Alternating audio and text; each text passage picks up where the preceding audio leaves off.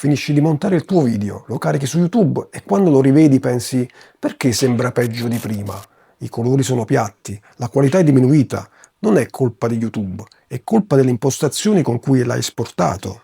Su Motivazione Stoica ho ricevuto più di 227.000 visualizzazioni, ho pubblicato più di 200 video. Su questo canale ho pubblicato 57 video in 5 mesi. Prima di arrivare a questo ritmo ho fatto tutti gli errori possibili, compreso esportare video con impostazioni sbagliate e capirlo solo dopo il caricamento. Quindi so dove si sbaglia e come si risolve. Il problema non è né CapCut né YouTube. YouTube ricomprime ogni video che carichi, è automatico, non puoi evitarlo. Se esporti con impostazioni basse, YouTube ricomprime qualcosa già compromesso. Se esporti con impostazioni giuste, YouTube ha materiale di qualità su cui lavorare e il risultato finale rimane professionale. In questo video ti spiego le impostazioni esatte da usare in CapCut Pro, risoluzione, formato, bitrate, frame rate, con la schermata di esportazione aperta. Non è un tutorial per chi vuole sperimentare con impostazioni avanzate, è per chi vuole un risultato professionale stabile ogni volta senza doverci pensare. Quando il tuo video è pronto, clicchi su Esporta in alto a destra, si apre questa schermata. Qui ci sono tutte le impostazioni che determinano la qualità finale del tuo video. La maggior parte delle persone clicca Esporta senza guardare cosa c'è scritto e nasce il problema. Vediamo ogni impostazione una per una.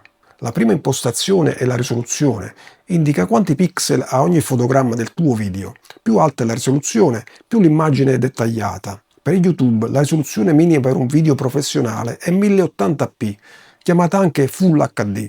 È lo standard attuale. Se esporti in 720p il video risulta meno nitido, soprattutto su schermi grandi.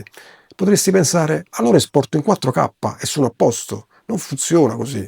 Se hai registrato in 1080p, esportare in 4K non aggiunge dettaglio. Il materiale originale è a 1080p, aumenta solo il peso del file senza nessun beneficio. La regola è semplice, esporta la stessa risoluzione con cui hai registrato. Se hai registrato a 1080p, esporti a 1080p. La seconda impostazione da considerare è il frame rate, quanti fotogrammi al secondo contiene il tuo video. Io registro a 25 fps e esporto a 25 fps. La regola è identica alla risoluzione. Esporta lo stesso frame rate con cui hai registrato. Se hai registrato a 25 fps, esporti a 25 fps. Se hai registrato a 30 fps, esporti a 30 fps. Se cambi il frame rate in esportazione, il video sembra innaturale, leggermente accelerato o rallentato. Non è un effetto visibile a tutti, ma chi guarda i tuoi video su YouTube con attenzione lo percepisce come qualcosa che non va, senza sapere cosa. Un'altra impostazione è il formato. Usa MP4 con codec H264. È il formato che YouTube gestisce meglio, è compatibile con qualsiasi dispositivo e produce file di dimensioni ragionevoli senza sacrificare la qualità. Esiste anche H265, che comprime di più. I file sono più leggeri, ma YouTube lo rielabora in modo meno prevedibile rispetto all'H264. Per un professionista che vuole un risultato stabile ogni volta, non vale la pena rischiare. Una pausa veloce. Se hai domande su quello che hai appena visto o su qualsiasi altra impostazione di CapCut Pro, ho una community gratuita su School dove rispondo direttamente. Il link è nella descrizione di questo video. Se invece vuoi capire come costruire il sistema completo per portare clienti con YouTube, prenota una chiamata strategica gratuita con me. Analizziamo insieme il tuo canale e troviamo cosa manca. Il link è in descrizione. Adesso continuiamo.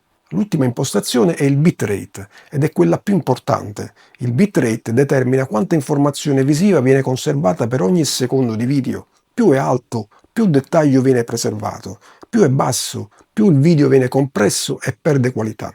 In CapCut Pro hai varie opzioni, più bassa, consigliato, più alto o personalizzato.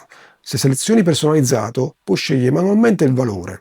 Il range consigliato da YouTube per un video in 1080p va da 8 a 15 mbps. CapCut Pro fa già la scelta giusta quando lasci l'impostazione su consigliato.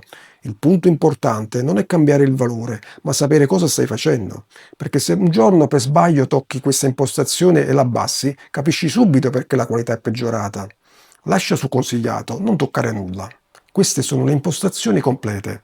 Fai uno screenshot di questa schermata se vuoi averle sempre a portata di mano. Risoluzione 1080p, frame rate uguale alla tua registrazione, nel mio caso 25 fps, formato MP4, codec H264, bitrate consigliato, 5 impostazioni. Una volta configurate non devi toccarle più. Prima di cliccare esporta, una cosa pratica, un video di 10 minuti esportato con queste impostazioni pesa circa 700 MB fino a 1 GB. YouTube accetta video lunghi molte ore, quindi non preoccuparti del peso del tuo video dopo che l'hai esportato. Non c'è nessun motivo di comprimere ulteriormente il file prima di caricarlo.